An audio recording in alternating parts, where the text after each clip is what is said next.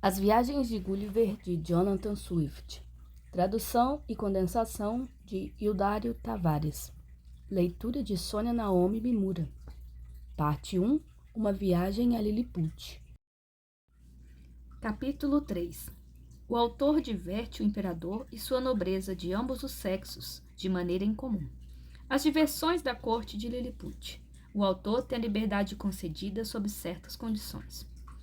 Minha docilidade e bom comportamento ganharam o favor de sua majestade, da corte, do exército e do povo em geral, e comecei a ficar esperançoso de ganhar a liberdade. Tudo fiz para cultivar as disposições favoráveis. Deixava-os dançar na palma da minha mão, os garotos brincavam de esconder nos meus cabelos. A essa altura eu já tinha feito progressos na língua. Um dia, o imperador quis me entreter com espetáculos que excedem em magnificência os das demais nações. O que mais me divertiu foi o dos dançarinos na corda, sobre um fino cordel branco, a cerca de 2 pés e 12 polegadas do solo. Os artistas são candidatos a grandes empregos e altos favores na corte. Treinados desde a juventude, nem sempre são de nobre estirpe ou têm educação liberal. Quando um grande cargo está vago, por morte ou por desgraça, o que frequentemente ocorre, 5 ou 6 desses candidatos requerem o imperador entretê-lo. E quem pular mais na corda sem cair obtém o cargo. Muito frequentemente, os próprios ministros são chamados para exibir seus talentos e convencer o imperador de que não perderam suas faculdades. Flimnap, o tesoureiro, dá um salto na corda bamba, pelo menos 1 polegada mais alto do que qualquer lorde do império. Eu já ouvi dar o salto mortal sobre um tabuleiro amarrado numa corda, não mais espessa que um cordão de embrulho na Inglaterra.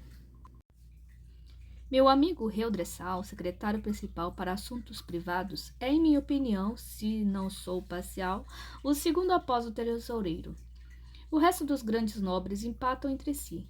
Ocorrem muitos acidentes fatais. Eu mesmo já vi 2 ou 3 candidatos quebrarem a perna. Mas o perigo é maior quando vêm os ministros, pois lutam para se superar e seus pares, e é raro que alguns deles não tenham levado um tombo e alguns 2 ou 3. Garantiram-me que 1 ano ou 2 antes da minha chegada, Flimnap teria quebrado o pescoço se não fosse uma almofada do rei que estava no chão e amorteceu a queda. Há outra diversão, essa somente perante o imperador e imperatriz, e o filho-ministro em ocasião particular. Os prêmios sinal de alto favor são 3 fios de seda, um azul e outro vermelho, e o terceiro verde. Na Câmara do Estado, os candidatos procedem de uma maneira como nunca vi em país nenhum. O imperador segura uma vara em suas mãos e os candidatos têm de pular por cima dela ou rastejar por baixo, na medida que a vara é levada à frente ou atrás. Algumas vezes o imperador segura uma ponta e o primeiro-ministro a outra. Algumas vezes o ministro segura sozinho. Quem for mais ágil e aguentar pular e rastejar ganha um fio. Usam o fio em volta da cintura e pouquíssimas pessoas de valor na corte não o têm. Os cavalos do exército e do rei já pulavam sobre minha mão, e um dos cavaleiros mais audazes fez seu cavalo pular sobre meu pé, de sapato e tudo, num salto prodigioso. Um dia tive a fortuna de me divertir o imperador de maneira extraordinária. Arrumei com diversas varas de 2 pés de altura o meu lenço bem estendido, um palco, e pedi ao rei que trouxesse 24 dos seus melhores cavalheiros, que, divididos em 2 grupos, fizeram manobras e evoluções, atirando com flechas de pontas cegas, em suma, desenvolvendo a melhor disciplina militar. Muito se deliciou o imperador, tanto que ordenou a repetição do passatempo por vários dias, dando-se ao prazer de ser levantado e posto ao comando. Com grande dificuldade persuadiu a imperatriz a deixar-me levantá-la em sua cadeira, a 2 jardas do palco, de onde poderia ter uma visão total do espetáculo. Foi minha sorte que nenhum acidente ocorreu, pois havia varas mais altas que o lenço protegendo a retaguarda. Mas um dia, um dos cavalos mais fogosos fez um buraco no meu lenço e escorregou, caindo com o capitão. Imediatamente os aliviei, colocando a minha mão no buraco, e com a outra desci a tropa. O cavalo que caiu deslocou o ombro, mas o cavaleiro nada sofreu. Consertei o lenço, porém não mais confiei nele para as empresas tão perigosas. Cerca de 2 ou 3 dias antes de me libertarem, chegou um correio avisando Sua Majestade de que haviam encontrado perto do lugar onde eu estivera um objeto negro, de forma esquisita, sobre o chão, com beiras redondas, maiores que os aposentos reais e tão alto quanto um homem. Haviam andado em volta do objeto e este permanecera imóvel. Subindo um no ombro do outro, tinham chegado ao cimo, que era plano, e pisando nele, descobriram que era oco. Humildemente julgaram que pertenceria ao homem-montanha. Se Sua Majestade desejasse, traria uma coisa com 5 cavalos. Logo percebi que era meu chapéu, que atara na cabeça enquanto remava e permanecera enquanto nadava, soltando-se não sei como. Pedi ao imperador que o mandasse trazer, e ele o fez, mas não chegou em bom estado, uma vez que furaram a aba para colocar os ganchos, e o arrastaram por meia milha. A sorte é que o terreno nessa região é plano e liso, e houve menos danos do que esperava. 2 dias após essa aventura, o imperador fez seus soldados marcharem por debaixo das minhas pernas bem abertas, a pé em fileiras de 24 e a cavalo de 16, os tambores repicando e as cores voando. O corpo era de 3.000 a pé e 1.000 a cavalo. Sua Majestade ordenou, sob pena de morte, que se conservasse a decência a respeito a mim, mas alguns viraram os olhos e minhas calças estavam em tão mau estado que houve oportunidade para riso e admiração. Eu havia enviado tantas petições pela minha liberdade que Sua Majestade terminou por submeter o assunto primeiro a seu gabinete, depois ao plenário do conselho. Ninguém se opôs, exceto Sriresh Bogolan, meu inimigo mortal gratuito. A petição venceu em plenário contra ele e foi confirmada pelo imperador. Aquele ministro era Galbet, ou almirante do reino, muito de confiança do rei e pessoa bem versada em negócios, mas de feição ácida e rabugenta. Contudo, terminou persuadido em ceder, mas impôs que ele próprio ditasse as condições sob as quais eu deveria ser libertado. Os itens foram-me trazidos por Sriresh Bogolan em pessoa, acompanhado de 2 subsecretários e várias pessoas de distinção.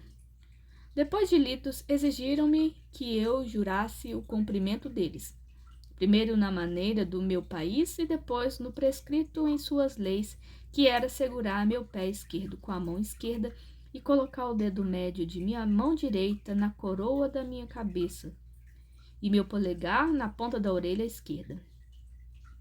Traduzi os itens palavra por palavra e aqui os apresento. Gobastu monaren evlame gurdilo chefin muli uli guli. Muito poderoso imperador de Lilliput, delícia e terror do universo, cujos domínios se estendem a 5.000 Blugstrugs, cerca de 12 milhas de circunferência. Às extremidades do globo, monarca de todos os monarcas, mais alto que os filhos dos homens, cujo pé pressiona o centro da terra, cuja cabeça bate ao sol, que põe os príncipes da terra de joelhos trêmulos num meneio de cabeça agradável como a primavera, terrível como o inverno. Sua muito humilde majestade propõe ao homem-montanha de recente chegada a seus celestiais domínios os seguintes itens que, por solene juramento, deverá obrigar-se a cumprir. Primeiro, o homem-montanha não deverá partir de nossos domínios sem nossa licença com nosso grande sinete. Segundo, ele não deverá vir à nossa metrópole sem nossa ordem expressa, em cujo tempo os habitantes deverão ter 2 horas de aviso para permanecer dentro de casa.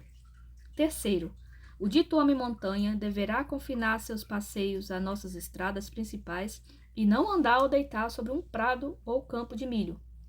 Quarto, enquanto andar nas ditas estradas, deverá ter o supremo cuidado de não pisar em nenhum dos nossos amados súditos, seus cavalos ou carruagem, nem levar nenhum dos súditos à mão sem prévio consentimento do próprio.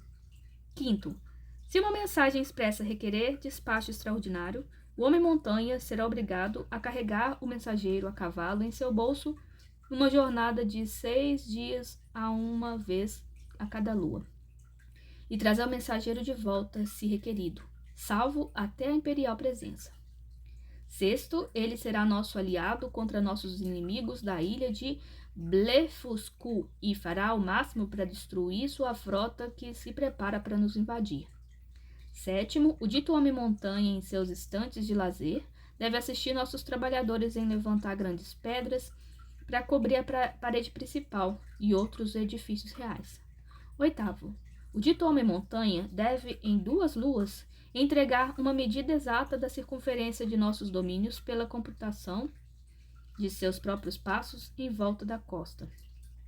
O último, sob solene juramento de observar todos os itens acima, o dito homem-montanha terá uma ração diária de carne e bebida suficiente para alimentar 1.728 de nossos súditos, com livre acesso à nossa pessoa real e outros sinais de favor. Lançado em nosso palácio de Belfadorac, no 12º dia da 90ª lua de nosso reinado. Juntei e subscrevi todos esses itens com grande alegria e contentamento, apesar de alguns não serem honrosos, como eu esperava, e que vinham da malícia de Skyresh Bogolan. Logo, minhas correntes foram desatadas e tive plena liberdade com a honra da presença do imperador. Agradeci, prostrando-me a seus pés, mas ele ordenou que eu me levantasse e, com graciosas expressões, falou que esperava que eu fosse um servo útil e merecesse os favores já concedidos e os futuros que viesse a conceder. Perguntando a um amigo como tinham achado que minha alimentação correspondia a 1.728 liliputianos, como consta no último item, respondeu que os matemáticos, medindo minha altura e achando-me a 12 vezes a de um habitante, calcularam pelas similaridades do corpo se é esta a quantidade. O leitor verá como são engenhosos e como o príncipe é prudente e econômico.